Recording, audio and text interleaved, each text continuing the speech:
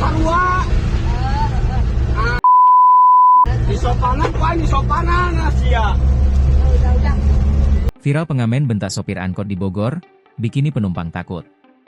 Beredar di media sosial sebuah video yang memperlihatkan seorang pengamen membentak sopir angkutan kota, angkot, jurusan Balai Kota Bogor, Selasa, 22 Juli 2025, viral di media sosial. Dalam video yang diunggah akun Instagram Bogor Dailyness, terlihat si pengamen membentak sopir angkot dengan bahasa kasar. Belum diketahui apa yang menyebabkan pengamen tersebut membentak sang sopir angkot. Pengamen bentak supir angkot.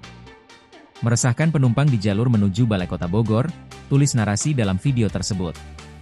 Dari video terlihat pengamen tersebut membentak sopir angkot dengan nada tinggi dan bahasa yang kurang pantas.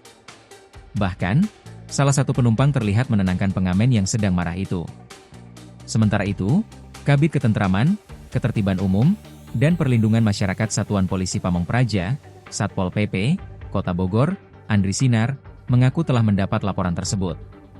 Andri menyampaikan, saat ini petugas Pol PP tengah melakukan identifikasi terhadap pengamen itu. Andri mengungkapkan, pengamen tersebut terancam melanggar peraturan daerah, Perda, Nomor 1 Tahun 2021 tentang penyelenggaraan ketertiban umum dan ketentraman serta perlindungan masyarakat.